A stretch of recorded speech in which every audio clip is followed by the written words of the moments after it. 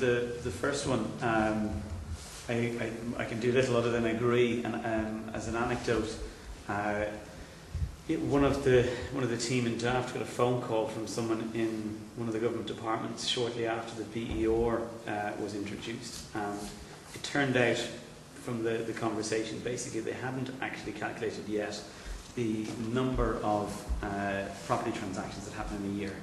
So they didn't know how many BER ratings would have to be given out in the first year, so they didn't know the impact of how many service people were going to have to be doing it and how many a week, etc. And this was after it had been introduced. That's an example of agreeing with the level of EIAs, as you call them, as well. We need to step up our understanding in a whole range of areas and use the digital technologies that we have as well as part of that.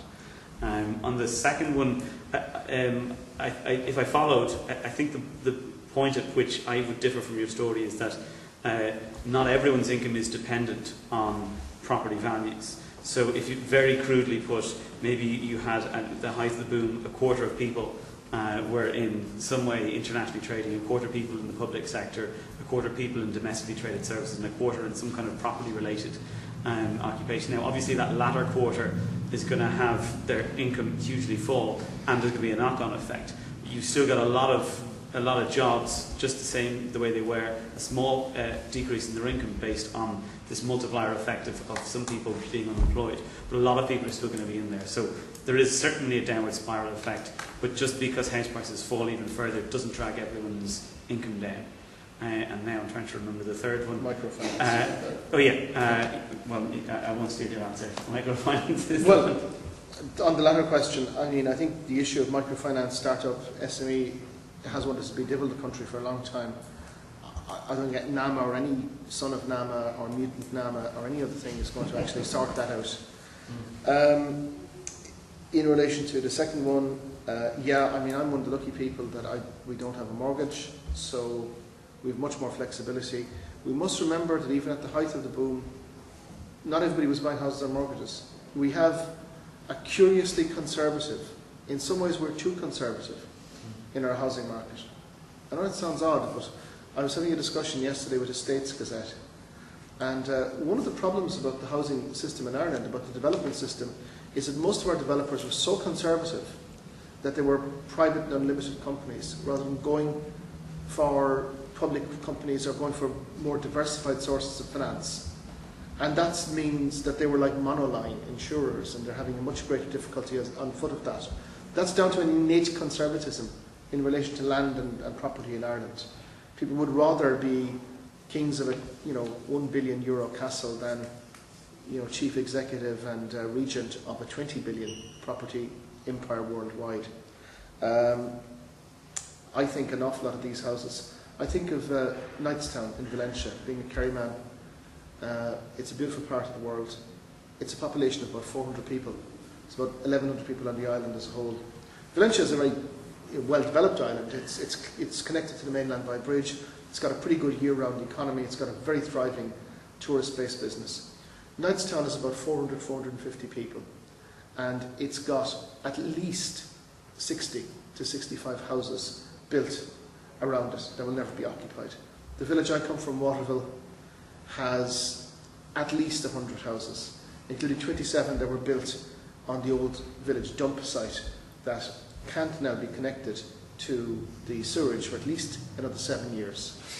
Those houses will never be lived in. They have a negative value. Well, that's how I thought. John O'Donoghue, the Count Corla, lives in Carrigsabeen. He looks out every day at a beautiful sloping green where there are slabs and bits of concrete and bits of wires and stuff sticking up. To turn sheep or even goats out on that would cost tens of thousands of euros, because you'd have to have fellas in for weeks with JCBs and diggers and replacing topsoil. It's a negative value. So what we do with these, I have no idea.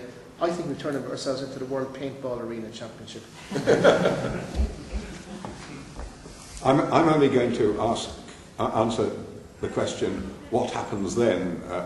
You've got asset values falling, you've got incomes falling, and basically we will lose the basis on which our money supply enters the economy. So at the moment, we rely on people borrowing to put money into circulation. Roughly 97% of all the money in circulation is on the basis of debt. But if you've got shrinking incomes, if you can't, if you're not confident that because of your shrinking income you're going to be able to service that debt in future, you're not going to borrow. Our money supply system is going to break down.